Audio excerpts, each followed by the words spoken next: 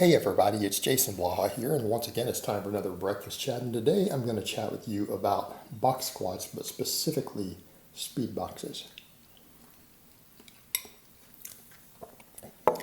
And this is one of the benefits to having a large number of clients who run conjugate type training, is that I'm able to put people into different groups and run two different strategies and kind of compare and see how strong and how big people in the different groups get combined with how fatigued they get all the time. It's something, again, gives me a large pool to work with because at this time I have 22 people on conjugate. 22 out of my current clients are on conjugate. And so again, it gives me a large amount of data to collect over time, especially after I've been doing this a couple years of coaching full time. And one of the things that I've noticed consistently is that one of the best tools to get people up to a 500 squat is speed box work. Now, if you people recall, remember when I came back to squatting again, because everyone's like, yeah, but you hit over a 500 squat whatever years ago, right? I did. I went a year and a half without squatting. Then I decided, I'm eventually going to get back into powerlifting again, not just training just for fun and strength. And I started squatting again, and I had to build back up. And the heaviest you guys saw me do was 485.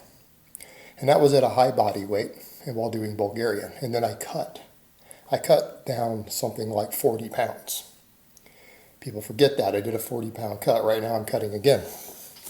So then I started doing other training. Then I eased back over into conjugate. And I worked up to where I got a 500 box squat doing nothing but box work. And then everyone's like, well, that doesn't count as a back squat. Then I did a 522 back squat with no practice, just speed boxes and max work, no rep work. And then it built up from there. And I tried a few different methods. But then when I started back squatting again, what happened? I was up to 550. And then I got to 605 on a cambered bar when I pulled the box squats back out and went back to back squats. But that was only a 40-pound increase because I was doing 565 on the cambered bar as soon as I started back squatting again.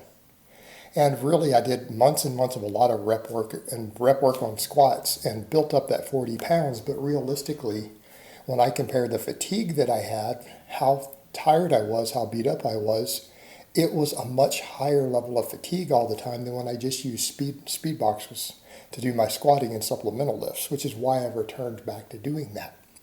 Because one of the things that I've observed in my clients is that they have to deload less, and I can push them with more overall weekly volume if we just don't bother to do heavy rep work at all on any type of squat.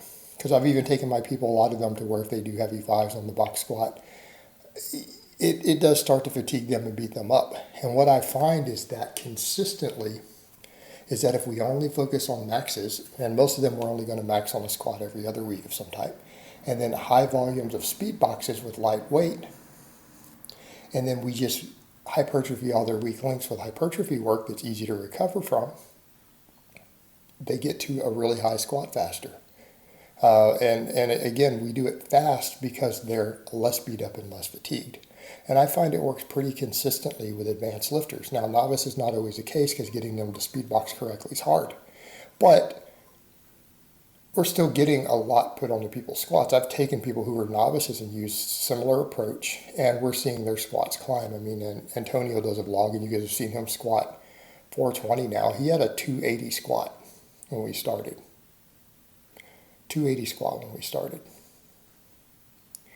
One of my other guys, I might tack his on at the end of the video, one of my lighter weight guys. We bulked him this year and put him up to a 500 squat.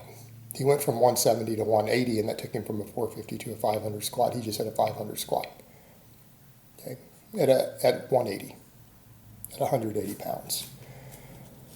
If I remember to, I'll tack that on at the end of this video for people to see. But here's the idea. I find that speed boxes and good mornings are really the key. And I'm not saying we don't do other work, because we do. We do upper back work, safety bar work. We do hamstring work. We do all these things. Some of my people, I find that we need to do single leg exercises, which is what you guys see me doing right now. But that has other merits. Different types of single leg exercises add more than just quads. So people say, well, that's just to build the quads. Well, no, it helps with the quads quite a bit.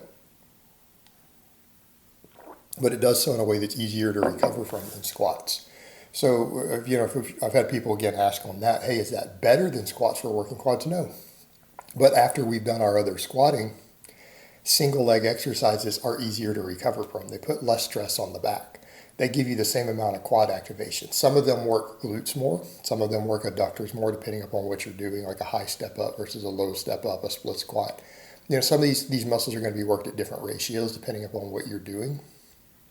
But generally, they're going to build quads, they're going to build hips, they're going to build glutes. But they do so in a way that puts less stress on you than doing a bunch of back off work on squatting. It's easier to recover from. And at the end of the day, that's all we're trying to do is hypertrophy these muscles. But the speed boxes ingrain the technique that we want. They teach us force production, and we do it repeatedly, because on speed boxes, depending on what we're doing in their programming, most of my lifters are even doing 10 doubles or they're doing 12 doubles. Now, if we're doing heavy band work, I might take it down to 8 doubles, depending upon the lifter and what their recovery looks like. Or if I do undulating waves, I'll do 12, 10, 8, if they use bands.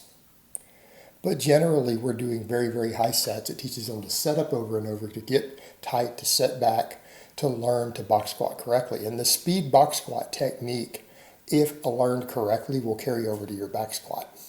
It will carry over directly into a power squat. And I would argue, if depending upon the stance, it'll carry over to a full squat if you do a different type of box squat. Let's say you do really, really deep boxes without an ultra wide stance, it will carry over to an Olympic squat also. It will carry over.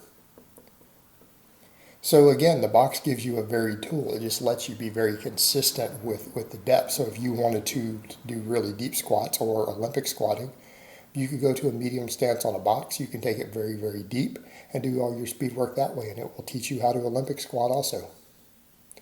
You can use it however you want or whatever type of squat you want to get, but it will teach you how to get more hips involved. It will teach you better force production.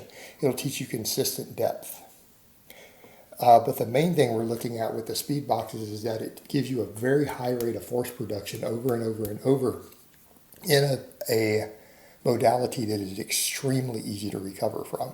In other words, a speed squat session might feel like you're dying while you're doing it, but afterwards, 10 minutes later, you feel perfectly fine. You feel like you didn't even lift. You come in and you do heavy back squats or even heavy box squats for a session, you're dying. You're feeling it. You feel it the next day. You feel it in your bones. So the difference is, when we're doing the speed work, we get a lot of the hypertrophy benefits. We get all the practice. We get the technique training that we need, along with, again, high rates of force production, but it allows us to have a lot more recovery left over so that we can do other hypertrophy work in order to bring up any other muscles involved with the squat, with other exercises that are easy to recover from.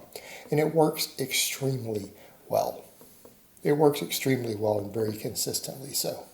Again, if people can learn to speed box correctly. All right, guys, but that's really all I have to say on that today. I hope it's been informative, and I will talk to you guys next time.